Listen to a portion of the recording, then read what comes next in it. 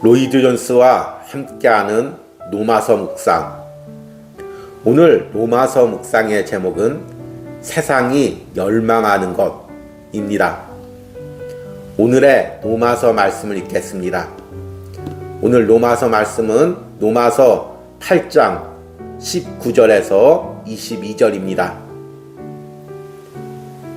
피조물이 고대하는 바는 하나님의 아들들이 나타나는 것이니 피조물이 허무한데 굴복하는 것은 자기 뜻이 아니요 오직 굴복하게 하시는 이로 말미암음이라. 그 바라는 것은 피조물도 썩어짐의 종노릇한 데서 해방되어 하나님의 자녀들의 영광의 자유에 이르는 것이니라. 피조물이 다 이제까지 함께 탄식하며 함께 고통을 겪고 있는 것을 우리가 아느니라. 아멘. 오늘의 로마서 묵상입니다.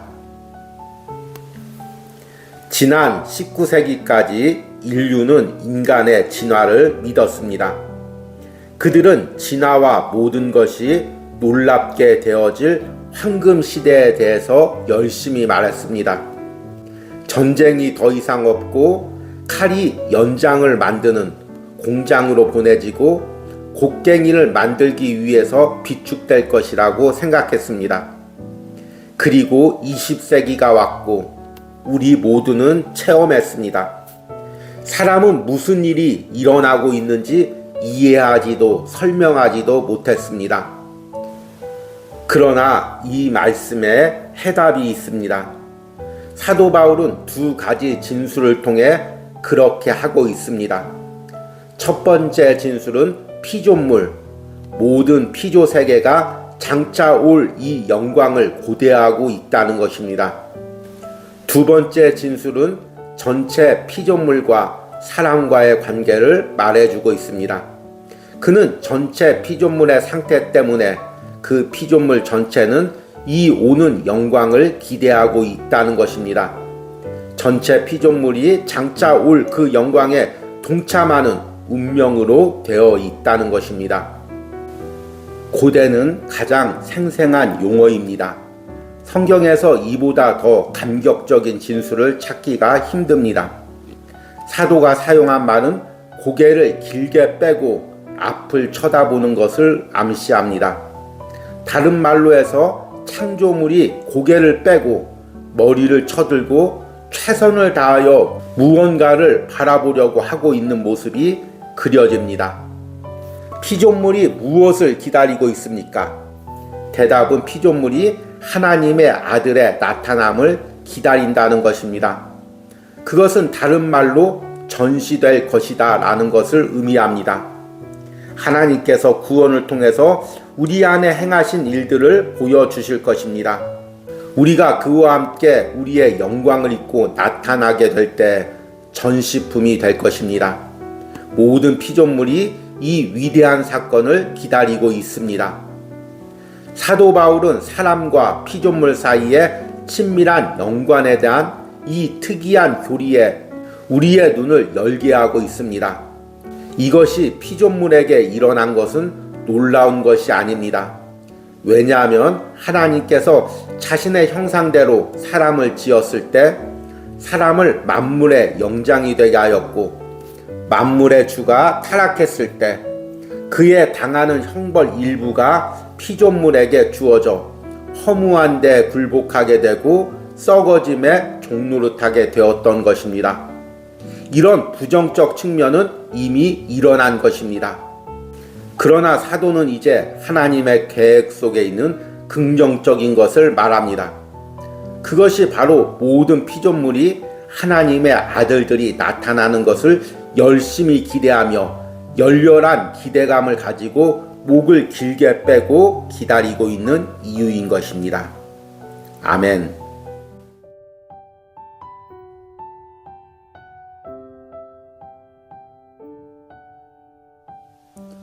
로이드 존스와 함께하는 로마서 묵상. 오늘 로마서 묵상의 제목은 허무한 세상 속에서도 입니다. 오늘의 로마서 말씀을 읽겠습니다. 오늘의 노마서 말씀은 노마서 8장 19절에서 22절입니다.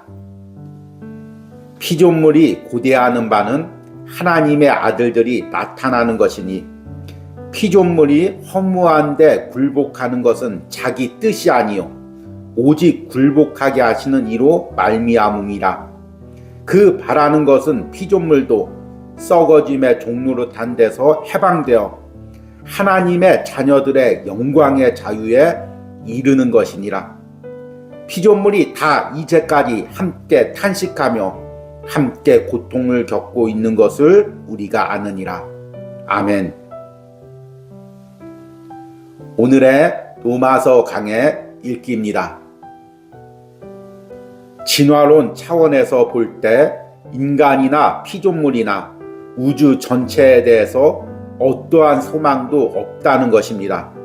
성경은 수세기가 지남에 따라서 사물이 좋아질 것이라든지 사람과 그 환경이 개선될 것이라든지 결국 그가 완전한 상태에 이르게 될 것이라는 그러한 생각에 어떠한 소망도 없음을 강력히 역설하고 있습니다. 피조물 자체는 허무한 것밖에는 아무것도 찾아볼 수가 없습니다. 그러나 그리스도인에게는 한 가지 소망이 있습니다. 그 소망은 하나님 자신의 성품과 목적에 뿌리를 받고 있습니다.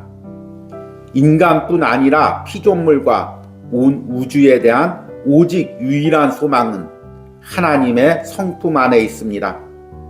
하나님의 영광과 하나님의 존영은 세상을 이와 같은 상태대로 내버려 놓지 못하게 합니다. 하나님이 하나님다우시며 또 위대한 창조주라면 하나님께서 모든 정사와 권세를 자기 명령으로 움직일 수 있는 능력을 가지고 계시다면 바로 그 하나님의 특성 자체가 오늘과 같은 피조물 상태를 그대로 내버려 두는 것은 불가능하게 만드는 것입니다. 그는 피조물이 이와 같은 허무한 상태나 신음하며 고통당하는 상태로 내버려 두실 수가 없다는 것입니다. 이런 상태대로 영구히 계속되어 나간다는 것은 하나님의 성품과 일치하지 않는 것입니다. 물론 그것은 성경이 우리에게 말하는 바로 그 점입니다. 우리는 장차 올 영광에 대한 적극적인 관점을 다루어 나가기 위해서 그 논증을 훑어 나왔던 것입니다. 그 영광은 모든 피조물이 고대하고 있는 것입니다. 사도 바울은 우리도 그것을 고대하고 있다고 말합니다. 구속받은 사람들이 기다리고 있는 것을 피조물 역시 기다리고 있습니다. 어째서입니까? 그 영광에 대한 전망이 너무나도 영광스럽기 때문입니다. 우리는 바울이 이 영광에 관해서 말한 위대성이 우리의 복되신 주님 자신 속에 제일 먼저 드러나 보입니다. 그것은 주님의 영광일 것입니다. 그 다음에는 우리 속에도 나타나게 될 것입니다. 곧 구속받은 자들에게입니다. 그리고 마지막으로 피조물 자체에도 나타나게 될 것입니다.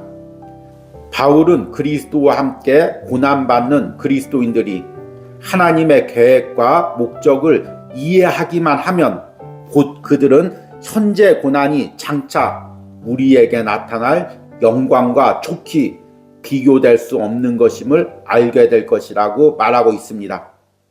생명이 없는 자연도 이 점을 알고 있습니다. 그런데 하물며 우리는 훨씬 더 많은 것을 느끼고 있어야 합니다. 아멘.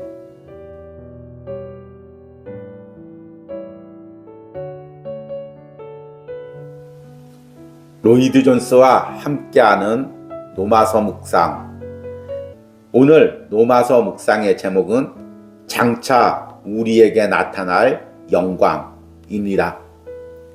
오늘의 노마서 말씀을 읽겠습니다.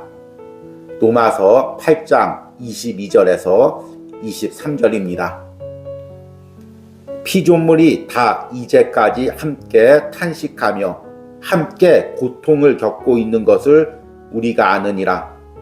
그뿐 아니라 또한 우리 곧 성령의 처음 익은 열매를 받은 우리까지도 속으로 탄식하여 양자될 것 곧 우리 몸의 속량을 기다리느니라.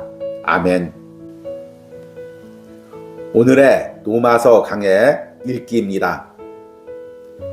우리가 세상에 있는 동안 하나님의 자녀들이 아닌 자들과 외적 모양과 환경에 있어서 구별할 수 없습니다. 양자라는 말은 온전한 신분과 지위로 들어가게 됨을 의미합니다. 곧 하나님의 자녀들과 하나님의 아들들의 지위로 들어가게 됨을 의미합니다. 사도가 그것을 나타내는 방식은 매우 흥미있습니다.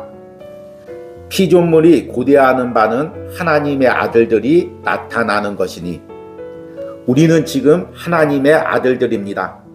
그러나 우리는 아직 그처럼 나타나지 않았습니다. 주님께서 이 세상에 계실 때 주님은 역시 하나님의 영원한 아들이었습니다. 그러나 그것은 명백하게 나타나지 않았습니다. 사람들은 그를 보되 한 사람 또는 한 몫으로 보았습니다. 영광은 감추어지고 가리워졌습니다. 그러나 그것이 나타나게 될 날이 있었습니다. 우리에게도 마찬가지의 사실이 됩니다. 하나님의 아들들이 베일을 벗고 나타날 날이 오고 있습니다. 성경 많은 곳에서 그것을 말하고 있습니다. 고린도전서 15장에서는 썩어질 것이 없어지게 될 것이고 우리는 썩지 않게 될 것이라고 말합니다. 육신적인 것에 불과한 모든 것이 더 이상 육신적이지 않을 것이고 그것은 영적인 것이 될 것입니다. 몸이 부활할 뿐만 아니라 변화되어 영화롭게 될 것입니다. 이제 더 나아가 봅시다. 이제까지 우리가 어떻게 될 것인가에 대해서 알아보았습니다. 그러나 우리는 무엇으로 유업을 받게 될 것입니까? 그는 디모데전서 4장 8절에서 우리는 의의 면류관을 유업으로 받게 될 것이라고 말하고 있습니다. 히브리서 2장에서는 만물이 우리에게 복종하게 된다고 말하고 있습니다. 고린도전서 6장에서는 우리가 영화롭게 된 후에 그리스도와 함께 세상과 천사들을 다스릴 존재라고 말하고 있습니다. 우리가 지금 현재 이러한 모양으로 있는 것은 이 모든 것에 대해서 우리가 알지 못하기 때문입니다. 그처럼 우리가 용기를 잃고 좌절당하는 것은 우리가 그것을 모르기 때문입니다. 여러분이 머리를 들고 가슴을 펴고 믿음을 가지고 장차 올 영광을 주시하시기 바랍니다. 이 세상은 지나가 버리고 잠시적인 것입니다. 그러나 우리는 요동할 수 없는 나라, 하나님께서 자기 백성들과 자녀들 위해 창세 전부터 예비한 그 나라에 우리가 속해 있는 것입니다. 아멘.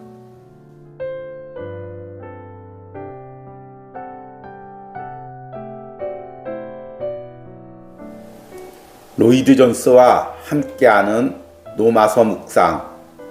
오늘 로마서 묵상의 제목은 그리스도인의 삶을 이끄는 소망입니다. 오늘의 로마서 말씀을 읽겠습니다. 로마서 8장 24절에서 25절입니다.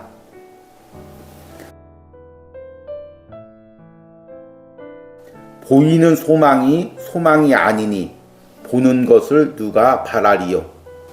만일 우리가 보지 못하는 것을 바라면 참음으로 기다릴지니라. 아멘. 오늘의 로마서 강해 읽기입니다. 사도는 이렇게 말합니다. 우리가 소망으로 구원을 얻었으니 그것은 사도가 방금 앞에서 말해왔던 것을 설명하는 방식입니다. 왜냐하면 이란 결국이란 의미입니다. 그리스도인은 소망 안에서 구원을 받았기에 세상에서 일어나는 일에 탄식하지만 않고 소망을 가지는 것입니다. 소망 안에서이지 소망으로 말미암아가 아닙니다. 보이는 소망이 소망이 아니니 라는 구절에서 위대한 그리스도인의 소망을 가리키는 것이 분명합니다. 곧 장차 올 영광의 날, 모든 피조물이 고대하는 사건, 탄식하며 고대하는 그 사건입니다. 그것은 성령의 처음 익은 열매들을 받은 우리까지도 속으로 고대하는 사건입니다. 그것은 성경이 말하는 복된 소식입니다. 그것은 에베소서 1장 8절에서 언급한 바 우리의 부르심의 소망입니다. 소망은 매우 열심을 다하여 그리스도께서 나를 위해서 그렇게 구속하신 것을 고대하는 것입니다. 그것이 바로 소망이 우리를 더 높은 단계에 올려 세우는 방식입니다. 소망은 믿음으로 믿어지고 수납되는 복락들을 너무나도 확신케 하는 것입니다. 그러기 때문에 믿음은 그 복락들을 위해서 살아가고 그 복락들을 언제나 고대하고 있는 것입니다. 데살로니가전서 5장 8절에서는 이 소망이 투구로 묘사되고 있습니다. 우리는 낮에 속하였으니 정신을 차리고 믿음과 사랑의 호신경을 붙이고 구원의 소망의 투구를 쓰자. 히브리서 6장 19절에서는 영혼의 닻이라고 말합니다. 우리가 이 소망을 가지고 있는 것은 영혼의 닷 같아서 튼튼하고 견고하여 휘장 안에 들어가나니, 그가 그렇게 말하는 것은 소망이 강하고 확고한 것이며 흔들리지 아니할 무엇이며 영혼의 닷이기 때문입니다. 또 로마서 5장 5절에서는 소망이 우리를 부끄럽게 하지 아니한다고 말하고 있습니다. 여러분들이 일들이 잘 안 된다고 해서 절망하지 마십시오. 하나님께서 여러분을 버리셨다는 느낌을 가지지 마십시오. 내가 하나님을 믿으면 어려움이 없을 줄 알았어. 그들은 그로부터 영원토록 행복하게 살았다는 이야기처럼 될 줄 알았어 라고 말하지 마십시오. 여러분은 소망의 영역 안에서 구원을 받았기 때문에 그런 식으로 생각하거나 말하지 말아야 합니다.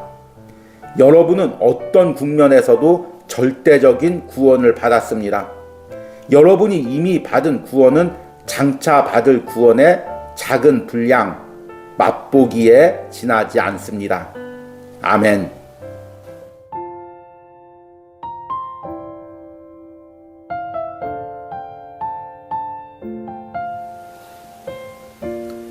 로이드 존스와 함께하는 로마서 묵상.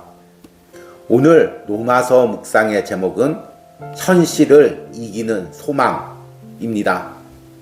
오늘의 로마서 말씀을 읽겠습니다. 로마서 8장 24절에서 25절입니다. 우리가 소망으로 구원을 얻었음에 보이는 소망이 소망이 아니니 보는 것을 누가 바라리요? 만일 우리가 보지 못하는 것을 바라면 참음으로 기다릴지니라. 아멘. 오늘의 로마서 강의 읽기입니다.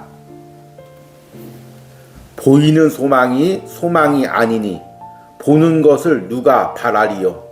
사도 바울은 우리가 주로 소망의 재료가 되는 그것을 진정으로 볼 수 있다든지 충분하게 받았다는 생각을 제외시키고 있는 것입니다. 여러분이 어떤 사람을 만나고 싶어하는 소망은 그 사람의 얼굴과 얼굴을 맞대어 서게 될 때 끝나게 됩니다. 여러분이 그 사람의 얼굴과 얼굴을 맞대고 서게 될 때 그 사람을 보고 싶어하는 소망이 끝나게 되는 것이고, 여러분은 그 사람을 보게 되는 것입니다.